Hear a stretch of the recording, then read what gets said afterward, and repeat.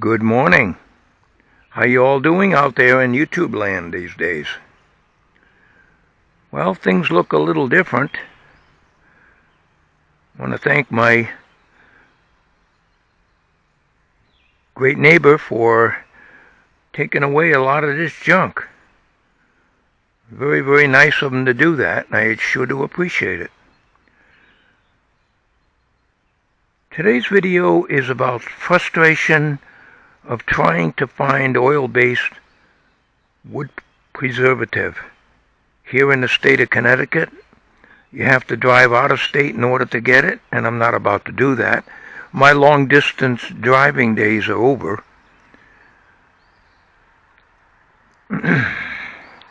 I've been on the internet for several days ever since I built this, trying to find something that I can put on the top of this.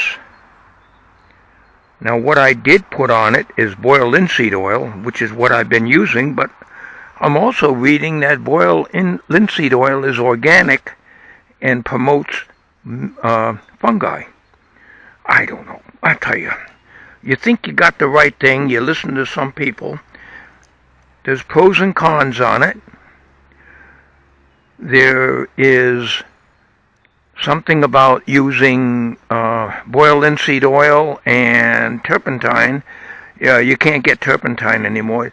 Years ago, my dad used to clean paintbrushes in that back in when I was just a little kid, and even into the 1950s. But it's very, very bad for you. But anyways, I'm going to uncover this thing, and I'm going to show you what I'm up against here. So let me uncover this first.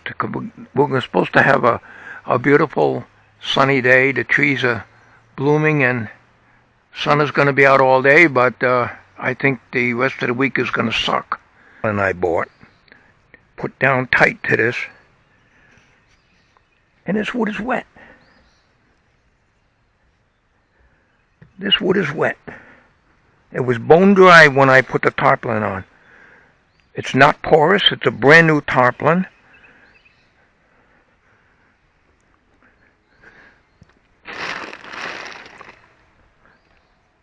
So I'm better off just leaving it open. My dilemma here is this is supposed to be pressure treated wood. I have no idea. APA.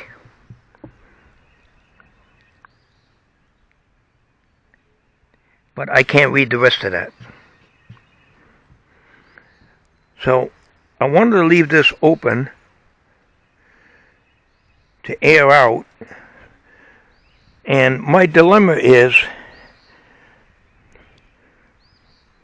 this wood filler. As you know, unfortunately the video was done from a distance. And from now on, I think we're going to set up a tripod when we do a project and get closer so you can see what I'm doing. Instead of having the camera way over there, and usually I'm in the way and you can't see what I'm doing. But I had to put in screws after I used the liquid nails in order to keep these pieces from separating. And so I used 1-inch screws all the way through here, and then I put the caulking in. Now the caulking, I've been going around and around and around trying to get the right caulking, and one thing I hate is DAP products. DAP, D-A-P. But unfortunately, that's all I could get. 40 years, a big joke. My experience with DAP products throughout the years is, first of all, their silicone never cures, at least in my experience. Only GE silicone is the best.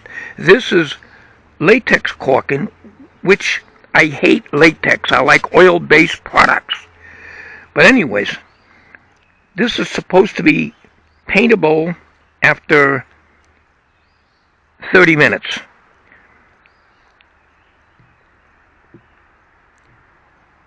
Well, this was covered up, so this didn't get a chance to dry. But we've had rain, so, I wanted to let this be good and dry. This wood was perfectly dry. This is supposed to be pressure-treated wood. It was dry as an ordinary piece of plywood when I got it. That's why I question whether it is pressure-treated or not. What I did do is put one coating of boiled linseed oil on this. And then after I put all the screws in here, I caulked it with this stuff. I got this at my local hardware store. I've been in the paint department at Home Depot, picking their brains. Hardware store, same thing. You just can't get oil-based products in the state of Connecticut. I'd have to drive to probably Rhode Island. I'm not going to do that. If I was able to get Cuprinol, I would have covered this whole thing with Cuprinol. However, I'm not 100% sure, as I said, if this is pressure treated or not. So the vulnerable part of this is, if this is pressure treated, is these areas. Now, I was shocked when I took the tarpaulin off and it's all wet underneath. I was going to spray this with the only thing I've got that's oil-based, and that is ordinary spray cans of enamel. I have white, I have black, and I have rusty metal primer. That's all I have. And what's going to happen is, try a little area here.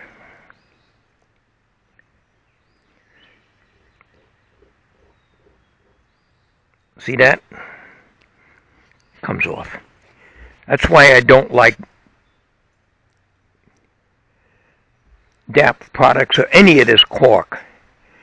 Now, you can get silicone caulking, but it'll never take paint. This caulk is supposed to take paint. And what I'm going to end up doing, like I do every year, is to put the crappy latex on it. Latex does nothing to preserve the wood. Now, caulking like here, I used it down here, because this whole thing is going to get painted redwood anyways. It don't matter here, it's on the side, it's on the horizontal, on the flat. This is where we need to have it protected. So overall, I think it came out really good.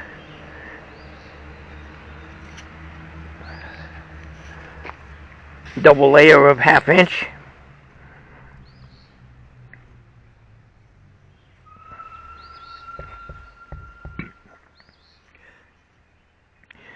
So now, what I got to wait until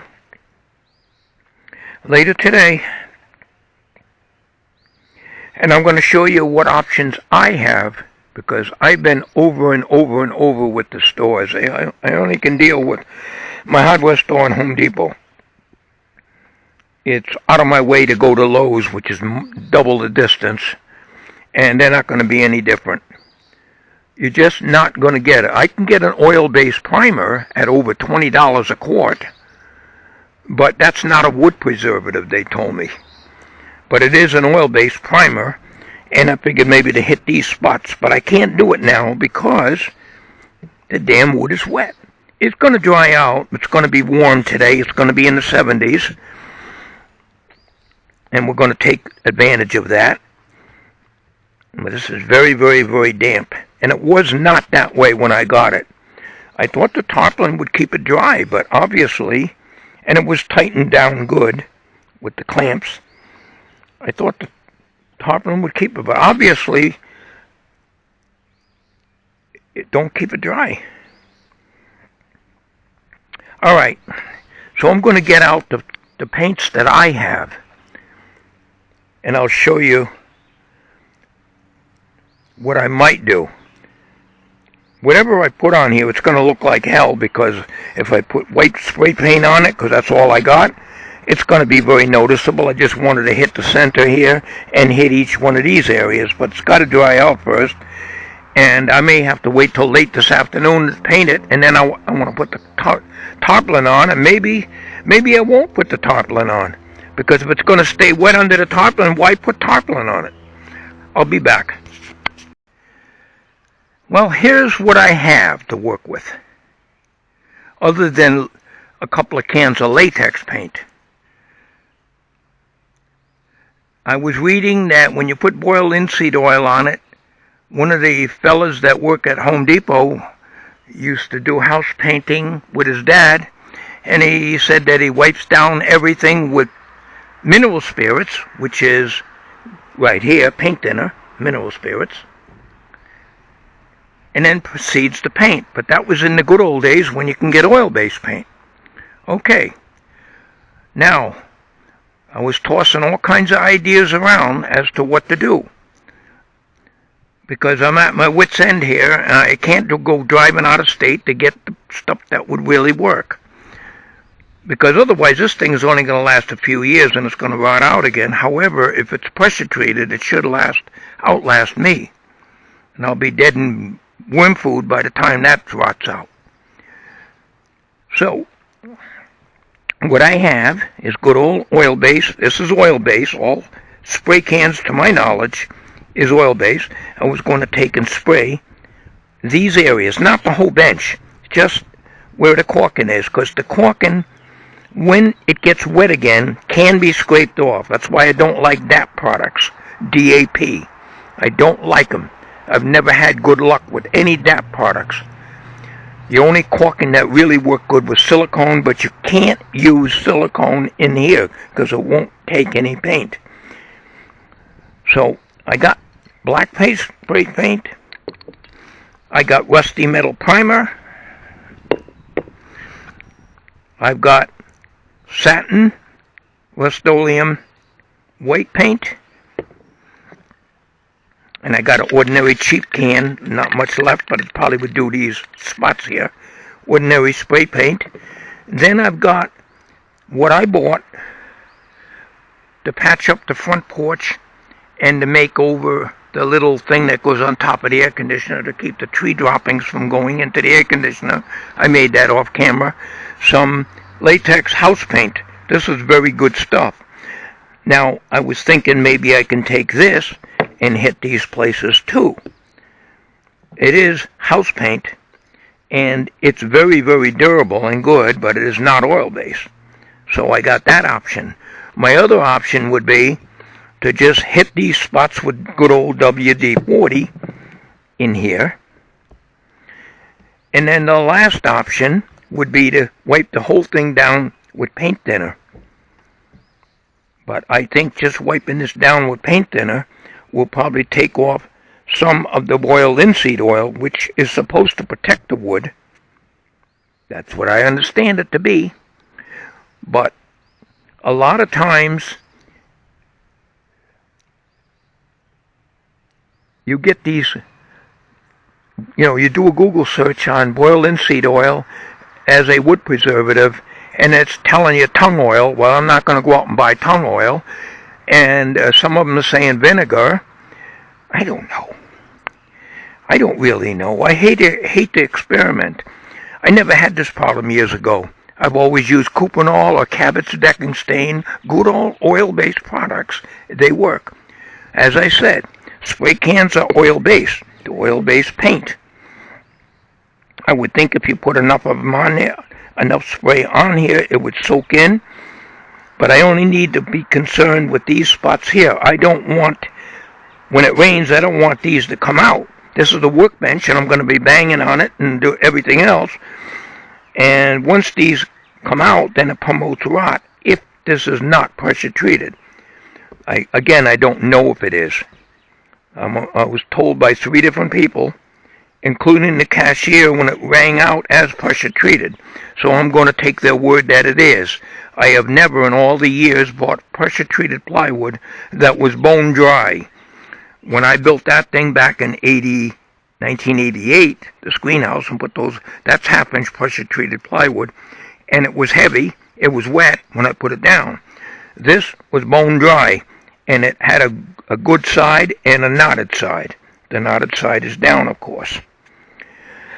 So that's my dilemma, I'm just throwing this video out here, and I'm sure there are painters that are watching this, You got to remember that we live in Connecticut. We got the stupid EPA there. They're always telling you what you can't use and what you can use. And, I'm from the old school. And back in the days, when I started out in the 60s, I was gung-ho in electronics in the 60s. I started in 1959. And we used to clean radio parts, the capacitors, the wax caps, the outside of them, with carbon tetrachloride. It was on my workbench. I used it all the time back in the 1960s. All throughout the 60s I used that. Until we found out it wasn't good. I breathed a little bit of it. My dad used to use turpentine to clean paintbrushes. I don't even know if they had mineral spirits back then. I have no idea. So we used to use turpentine. Carbon tetra parts. Carbon tetrachloride was a very, very good cleaner. Clean radio parts are really, really good. I've done many radios years ago. And we didn't worry about this because you didn't have these. Nobody knew back then in the 60s that this stuff was bad for you. They might have just started finding out. And eventually they took it off the market, of course. And, it was good that they did because that stuff is very, very bad. Also, turpentine can affect your kidneys and is very hazardous too. And I asked Home Depot if they sold turpentine. They don't. So when I was told, well, I wasn't told. I looked on Google. You always go to Google when you want to know. How do you preserve wood? A homemade wood preservative. Mix, I don't know what percentage of boiled linseed oil with turpentine, and the turpentine is supposed to kill the fungus and everything, whereas the boiled linseed oil is organic, so they say, and it promotes growth of the fungus. Well, what's on here now? Boiled linseed oil. So, nobody's mentioned about paint thinner, or also known as mineral spirits. That's the only thing I use for paint brushes when I was working with oil base. Now, I was also looking at wood preservative at Home Depot. It's all latex garbage, water-based. Water-based is not going to protect the wood. I don't care what they say. It takes oil, petroleum, to protect the wood. Now, another thing I could probably do, being that it's a workbench, is I can cover it with motor oil. Take a quart of oil. Oil is very, very expensive these days. No longer can get the Casto GTX. Back in the 70s, I used to get it for $1 a quart. 1030 Casto GTX motor oil. We used to use it in my car all the time. Back when I changed my own oil. Now it's what, $6, $7? That's insane. That's asinine. But you can coat this. I can probably take some motor oil, thin it with paint thinner, and use that as a wood preservative. The main concern is this stuff. I want the top to be as smooth as possible, and I really didn't want to put screws in here, but the liquid nails by itself was not going to hold this together. It would take more clamps than I had. As I showed you, I had to clamp this for a period of time, and then remove all the clamps from this side so that I can clamp this side. Because of those overhangs which I want. And I wanted a double plywood on each end. So anyways, this is a video basically as my dilemma as to what I can preserve this with. This is still very damp, but the sun will dry it out a little bit. And like I say, spray paint is oil-based. I've used it before on Luan outside. It really didn't protect it. But I'm at my wit's end. I don't know what to put on this. And I'm not spending $20-some for a quart of oil-based primer, which is not wood preservative. So,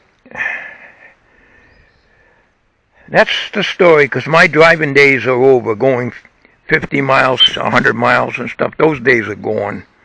I don't like driving in congested traffic.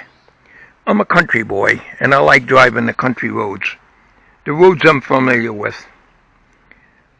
So that's where we're at right now. I think what I'm going to do on this, I'm going to leave the comments open. Any suggestions out there as to what I could put on this? I'm going to just let this sit in the sun,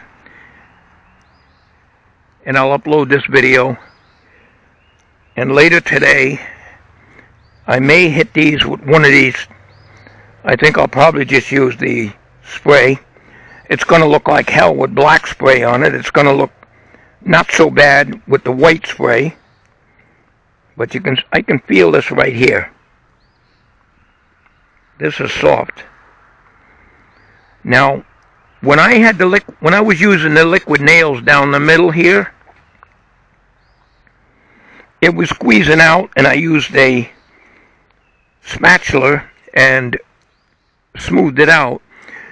I would probably have been better off using the liquid nails to fill these in, even though it's adhesive, because when the liquid nail sets up, it's waterproof and it gets hard.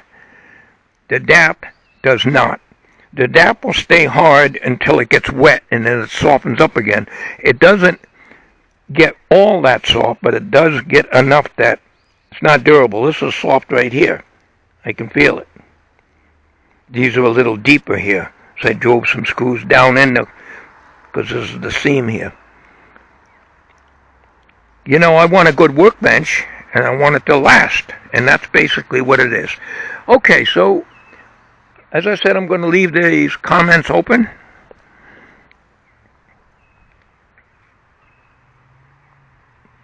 And any of you painters out there have any suggestions? You remember I live in Connecticut, so I'm limited. I guess Massachusetts, Virginia, all those states around, they're pretty much banned. You know, you can thank the EPA for that crap. That you can't get oil-based. I mean, it's crazy. Oil-based paint. What's so bad about having oil-based paint in your stores? Now, I've never been to Sherwin-Williams. We don't have one close by here anyways. But I think it would be in the same situation. And if I could get it, it would cost me more than I want to put into this. You know, as it is for an outside bench, I got money invested in this, but it's better to pay what I did pay, $48.88 for a half-inch 4x8 sheet of plywood, which I cut up to fit on here. The pressure-treated wood that's underneath the 2x6s were there, and I added bracing from extra 2x6s and pieces that I've had left over from the stair stringer that I bought, leftover pieces that patch in here. So all this wood that is on here, the only investment was the plywood and the liquid nails, which is down the seam for this. So that's the story there, folks. So we got a nice place to cook out, you know, run a grill on, and also a nice place to work. Because there's going to be little projects that I want to do, and I need a good workbench to do it on. Alright, that's it, folks. Any ideas? Remember, this is supposed to be pressure-treated plywood. I'm going to go on the assumption that it is, because normally they have a little tag on the end that'll tell you it's pressure-treated, and this one did not. The tag had been, there was only a quarter of it left. And so I have to take their word that this was in a half-inch plywood pressure-treated pile. Okay. Thanks for watching. Any advice from you painters out there, I'd appreciate it.